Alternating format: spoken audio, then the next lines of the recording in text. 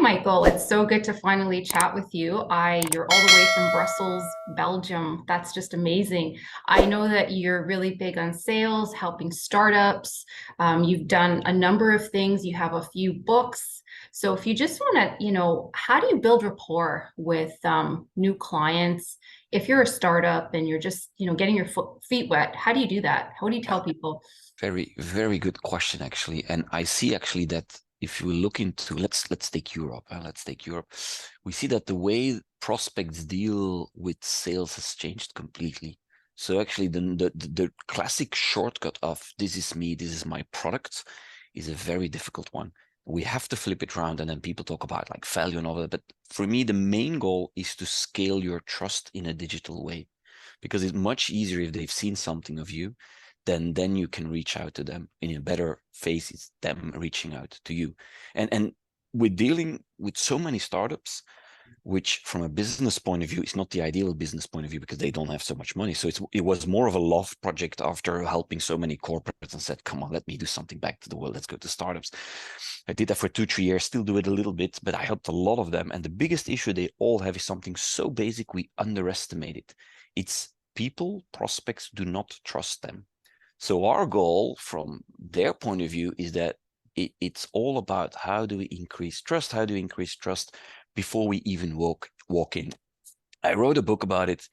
Nobody knows you, which is, if you think about it, the most essential problem of startups is they go somewhere and they go like, who the hell are you, right? Which Mhm. is an issue. So one of the ways to do trust, let me very quickly summarize this. So typically what we do is we focus on the product, on the service that we do. But if you really think about it from a very analytical point of view, whatever we offer, in essence, it is a shortcut to whatever the prospect could do. Because if you make a leap here and you think about a Google or an Amazon, they have so much money, they could do everything themselves, but they don't. They still buy from people. Why do they buy from people? Because it's a shortcut. It goes faster and they don't want to spend the effort.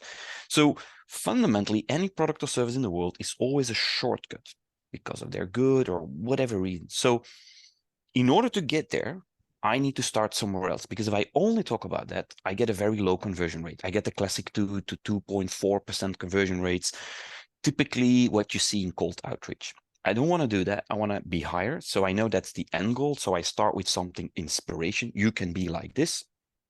Inspiration can have layers. We can talk about LinkedIn and social strategies later, but it has layers. What a CEO wants is not what a guy or girl working for them wants. And then I thought, if I do inspiration, I made these really cool slide decks, large keynotes. I thought I could talk about my product, but that didn't work. So I got stranded every single time. And I started thinking, I said, well, what am I doing wrong? So I started asking people, what am I doing wrong? And if you think about it, if you are inspired, if I'm inspired, the first logical thing we'll do is not to buy the product. We all think the same thing. As we are clearly highly intelligent people, us and the ones listening and watching this, we are smart. So we all think we can do this ourselves. So the material, the content to make that creates trust is material that talks about how do you do it yourself. And you should never worry to talk too much about it, because in the essence, when they start watching it, you and I know they can't. So they'll come to you for the shortcut. And once you get that click in your mind, the way you approach lead generation, the way I approach sales, the way I do all these things, I'll always try to scale trust digitally, inspiration, education. And actually the selling is almost obvious because there is no escape to me being the shortcut if So is I'm the it expert. so is it fair to say that the marketing is more important initially? Is that what you're getting at? Now the scary thing. So I've been for 20 years like a sales executive, vice president of sales, chief revenue officer, and I hated marketing with a passion because I always said they could never provide me leads. The more I'm helping companies to grow from a larger perspective, the more I realize that marketing sales is one for me, but I think is extremely important. If you really want to get scale and you really want to win, you cannot live without it. Okay, so start with the But marketing. the trick is sales are really good in this convincing speech. They're really good in the arguments. They understand the true arguments to convince somebody, but they don't talk to marketing. So marketing comes with, hey, we have a new product. Da, da, da. And I'm like, no, hang on. This team knows exactly how to convince people. So take their knowledge, put that in a larger scale, and then push it out. That would Okay. be my approach now. Okay. And what about making those sales calls? What do you think about That's a cold good one. I calling, had or a is that big just debate. too rough for the I was startup? Yeah, I was called out on LinkedIn, I think Monday, saying, "Hey, Michael, so you're claiming you should never do cold calling and all of that." No, I'm not claiming that. So for me, there are like two layers. You have either a very easy product, which is very easy to do a cold call, but if you sell like software platform, very complex SaaS solutions, I mean, it's more difficult. The goal is different. In typically B2B, if we go B2B, 80% of the deals get closed somewhere between 4 to 6 meetings. So your goal from the first meeting is to close the second meeting. Your goal from the call is to close the first. People don't always get it. And so one of the things that happened with Corona, where I was very intrigued, is that people didn't want to call anymore. It just stopped. They didn't want to call. They had an overdose of online meetings. So I started flipping all the mechanisms to a very short 5 to 10 minute, like a digital coffee, very short. And it prevented the sales from talking too much. Because the That's biggest right. issue I see in every business is the sales guy, they talk for an hour. And I'm like, why should I have a second meeting if you have told me everything in the first one? So we on purpose push it to 10 minutes. So there is some mystery. There is something that needs to happen in the second one. If you get the prospect to get to the second meeting, whatever it is, you increase 35 to 40% hit ratio. I So like that. yeah, Mystery, create a mystery. mystery. I like that Yeah, because it's true. People just monopolize your time as well, right? yeah, They'll just take yeah, your time away, no yeah, problem. They don't care. yeah. And then And what happens one next? one of the things that always works is this mystery. So let's dig a bit deeper there. So if we would have a quick chat, like 10 minutes, but I can't tell you everything, like a commercial, right? Something's going to happen. Hmm. And I say, you know what? We have some deeper insight in some use case, but I normally can't talk about it. But why don't we just doing that kind of approach? Your hit ratios go through the roof. You've got to be careful, of course, with being saying I cannot really say this because at the end it's trust, right? So you got to be a Right. bit careful how you do that, more subtle probably, but it works like a dream. And it's always the same thing. People want to know how their competitors are doing. People want to understand how others are winning. And then you have, of course, all the sales mechanisms, a provocative selling solution. Depending what you feel, that's Hmm. how you move your storyline towards something else. But there is something else that I learned in the last year where I started noticing that a lot of deals, large to small, I knew they needed. The why now was there. The Hmm. house was on fire, right? But yet it always stopped. You always, in the sales meeting, always talk about the same deal. I didn't understand why deals got stuck. And I was digging into it and I'm like trying to figure it out until I learned something and I called it structure. That is, if I need to convince you, so we do whatever sales technique, we talk about the problem, we make the problem a bit bigger, then I explain how we could solve it for you. Yes. And then comes the trick.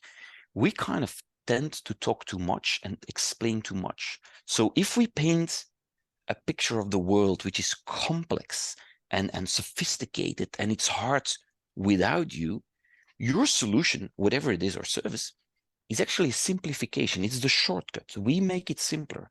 But if you Hmm. talk too much and you explain too many features, you don't realize, but you're actually painting an even more complex view of the world. So That's the right. way to do it is to kind of, especially in the first two meetings, keep it simple and then add something that I call a structure slide or story, which says, I'm getting excited, I know, which says something like we can solve. So how do we do the shortcut, right? By 3 steps. And we shorten the time and we let them feel that they do not need to do a lot. It's us Right. taking the burden. It's I don't know how to translate, the de-worrying, the unburdening of whatever, the shortcut. You gotta always explain that one slide. It's I key to like speed that. up the deal. I Yeah, like that because then you take if you are trying to sell something that has like 15 components, just take one little piece. It's like when you're networking, yeah, right? yeah, We're talking about startups and as well B2B, right? But when it yeah. comes to startups, people can just go on about themselves and what they do Because they are and in then love. and you're like, hmm, I wonder, Yeah, what does this person do? You yeah, don't even know yeah. what they do at the end of it It's all, because when right? you're in love, it's like young mothers and the baby. It's like I mean, I like babies, but I don't want to hear 4 hours about every little. I That's don't. right. That's not needed. But it's the same principle. So when Yes. you're in love, you're not good in doing it. It's also something very for freelancers. I don't know if you have lots of freelancers. I'm sometimes in the freelance space helping. One of the big issues I see is that they have a hard time selling themselves. They Hmm. have a hard time positioning their value. So what Yes. I notice is that somebody else sells them, they can ask 3 times as much. So the big trick for freelancers is to have somebody else sometimes sell them, and they will dare to charge way more. It's Yeah. it's Take three strange, yeah? paragraphs and shrink it down to one Yeah. sentence, Yeah.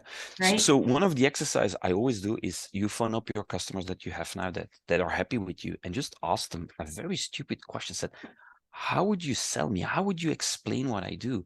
And they'll tell very different things. And it's like an eye opener. And most people get angry and they fight this and they say, no, but it's not true. And I said, no, that's the perception. Maybe you're telling the story wrong, right? Because for Mhm. them, that's a true value.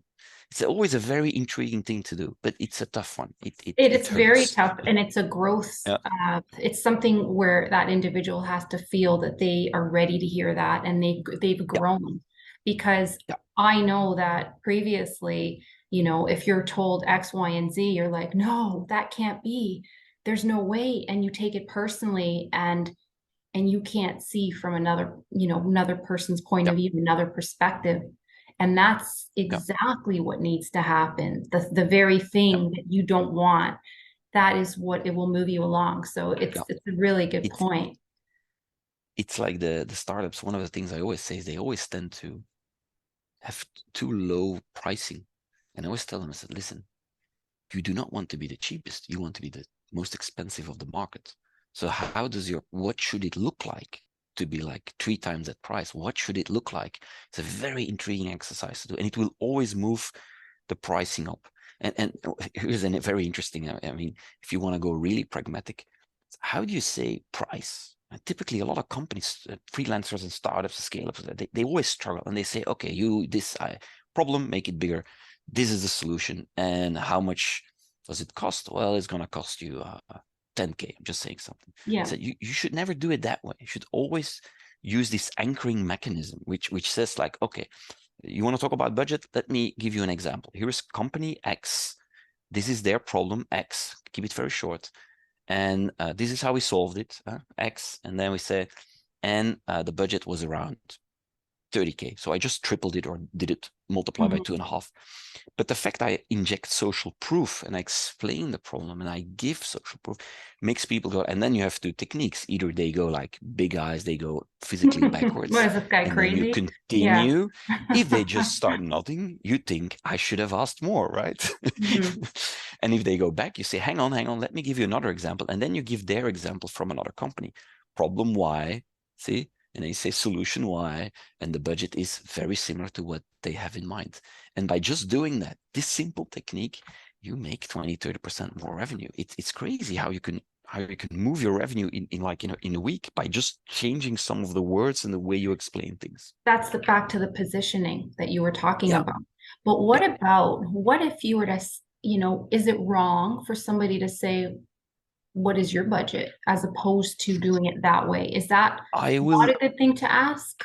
You know what I do? It's really funny. I always ask 2 questions like, when do you want this to be implemented? Or when do you want Hmm. to have it? Because you want to know if it's real. And here comes the difference between like the let's say US and Europe. You got to be a Hmm. bit careful because most Europeans are very non-confrontational. They don't Okay. want to, you cannot say certain things, which is difficult. So if you say, so when will you want to do it, which is very direct, they'll Hmm. go back. So the way to do it is to talk in third person and to say Okay. things like, if your company would do such type of project, you see the subtle difference? Yes. When would you want to implement such a project? And then it's more neutral ground. It's really Hmm. subtle, more neutral ground. So I always ask that question. And the second question I ask said, what is the budget? I just asked the question, what's the type of budget you would foresee for this? Okay. And most of the time, like 65%, they do not want to answer. But the 35% of the time, you know the budget, and then you think, thank God I asked because I was asking. You see, so It's true. They you don't like to answer that no, question. They no, don't. And you know, no. some firms will give you like a crazy range. They'll give you Yeah, like this crazy, oh, we've seen, you know, this deal done at this rate, yeah, and then all the way to an yeah. extreme number. And And then you then where answer do you the place yourself, right? That's the and question. if they revert it and they come back to you, you just say, well, let me give you an example of a budget problem, and you start doing that again, and you'll see very quickly. The budget is the only thing when I want to see really in their eyes. I want to see the body movement, not the eye, but like how do Mhm. they move? What do they do? The very non-verbal things makes you click in your mind, like, okay, I'm not asking enough, or it has been enough, and you gotta. It's an art. It takes a while to understand the way Oh, this for sure. works. Body language is so Yeah, important. People can't and and lie, right? It's amazing. and then the funny part is, especially when you go in large amounts, and I'm talking millions, is you have to be with a straight face. You have to say it's going to be 3 million, and then you have to shut up. And I see a lot of junior sales. What they do is they kind of start talking about it. Yes, but Mhm. we can, and they start doing stuff, and it's like a ball It's rolling because down the they're hill. nervous. It's because they're Exactly. nervous. And Yeah, then you need to fill in that like empty space. yeah.